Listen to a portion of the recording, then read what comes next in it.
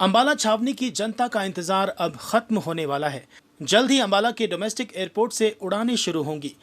हरियाणा के कैबिनेट मंत्री अनिल विज ने रक्षा मंत्री राजनाथ सिंह से इसकी मंजूरी ले ली है और 15 अगस्त के आसपास इस एयरपोर्ट का उद्घाटन प्रस्तावित है।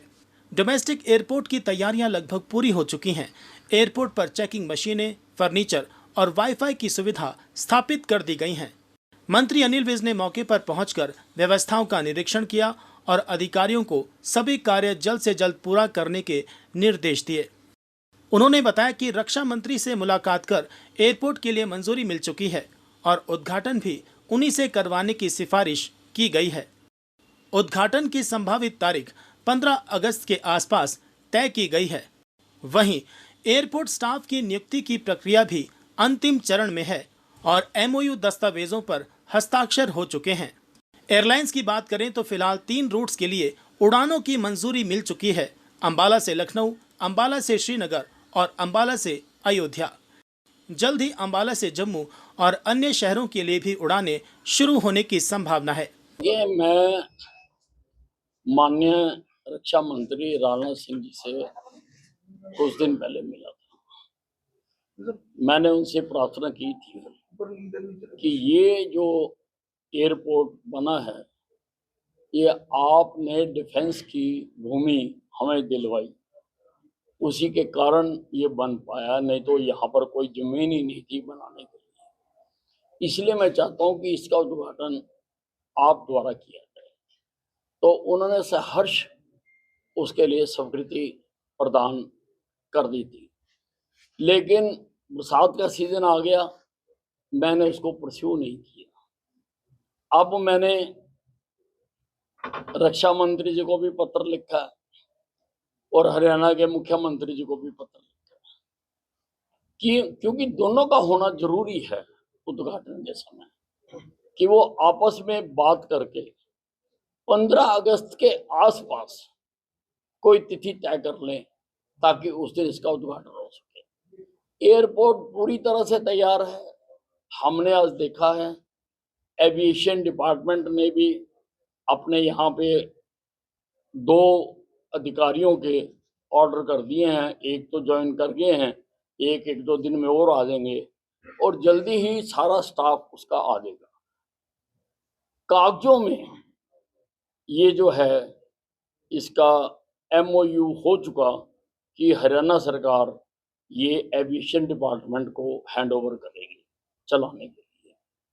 फिजिकल पोजीशन लेना बाकी है, तो वो आज मैंने बात की है कि फिजिकल पोजीशन भी आप जल्दी ले लो। हमने सारी फॉर्मेलिटीज पूरी कर दी हैं।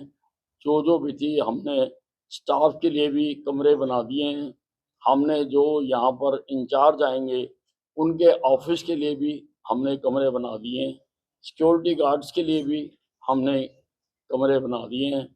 और ये सारा जो है, सारा यहाँ पर इक्विपमेंट, जो एक्सरे मशीन से लगेज वाली भी और हैंडबैग वाली भी फंक्शनल है। सिक्योरिटी स्टाफ उसको चेक कर चुका है।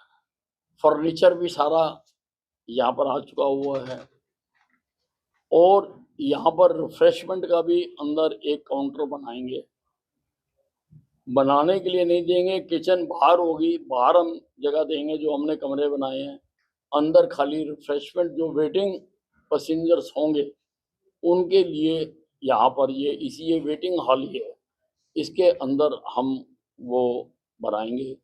मैंने PWD को कहा है कि एक बार इसका फाइनल कोटिंग, सफेदी रंग, जो कोई घास झाड़ी है वो सारी 10 दिन के अंदर अंदर यहाँ पर सारी कर दी जाए। और इन्होंने मुझे विश्वास दिलाया कि 10 दिन के अंदर हम ये सारा काम कर देंगे। बहुत थोड़ा सा काम है, बाकी नहीं है।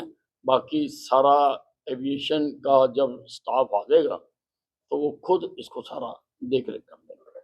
इसी बीच कैबिनेट मंत्री अनिल विज के एक ट्वीट से सियासी गलियारों में हलचल मच गई। ट्वीट में उन्होंने दावा किया कि STF की रिपोर्ट में ये बात सामने आई है कि कुछ अधिकारियों को RSS प्रमुख मोहन भागवत को गिरफ्तार करने के आदेश दिए गए थे। विज ने कहा यदि ऐसा कुछ होता तो देश भर में हालात बेकाबू हो सकते थे। उन्होंने आरएसएस को विश्व का सबसे बड़ा संगठन बताते हुए कहा कि इसकी 48 विंग्स हैं और ये राष्ट्रभक्ति और चरित्र निर्माण के लिए लगातार काम कर रहा है। देखिए, एसटीएफ ने ये उजागर किया है कि उनके अधिकारियों को आदेश दिए गए थे कि आरएसएस के संघचालक सरसंघचालक पूजनीय मोहन भागवत जी को भी गिरफ्तार किया जाए, और उन्होंने बेकायदा मीडिया में बताया है। उन्होंने ये भी कहा है कि हमें हथियार और आदमी भी दे दिए गए थे। मैं ये कहना चाहता हूं कि मालेगांव के झूठे केस में अगर आरएसएस के सरसंघचालक पूजनीय मोहन भागवत जी को कोई छू भी जाता तो इस देश में आग लग जाती। ये देश, ये जो संगठन है, ये विश्व का सबसे बड़ा संगठन है और ये देश को परम वैभव तक पहुंचाने के लिए लगातार काम कर रहा है। इसकी 48 विंग्स हैं, इसकी रोजाना शाखें लगती हैं, रोजाना लोगों को बताया जाता है। लोगों में चरित्र निर्माण और राष्ट्रभक्ति की भावना आरोप करने के लिए, राष्ट्रभक्ति की भावना पैदा करने के लिए लगातार ये संगठन काम कर रहा है। और मैं ये भी, मुझे लगता है, क्योंकि मैं होम मिनिस्टर रहा हूं और मैं जानता हूं कि इतनी बड़ी कार्रवाई बिना प्रधानमंत्री के, जो उस वक्त के थे, और मुख्यमंत्री की सहमति के बिना नहीं कोई कर सकता, कोई आदेश नहीं दे सकता इतनी बड़ी कार्रवाई करने के लिए। तो ये बहुत घातक है, बहुत खतरनाक। उस वक्त महाराष्ट्र में भी कांग्रेस की सरकार थी और केंद्र में भी कांग्रेस की सरकार थी, और कांग्रेस ने इसके लिए षड्यंत्र रचा था इस संगठन को खत्म करने के लिए, और इसको नाम दिया उन्होंने भगवा आतंकवाद का। हिंदुस्तान में भगवा आतंकवाद नहीं होता, हिंदुस्तान में भगवा आशीर्वाद होता है, और उसी भगवा आशीर्वाद से इस देश में ज्ञान की गंगा बही है। उन्हीं भगवाधारियों ने इस देश में संस्कृति को, इस देश की मान्यताओं को, इस देश की पहचानों को संभाल कर रखा है।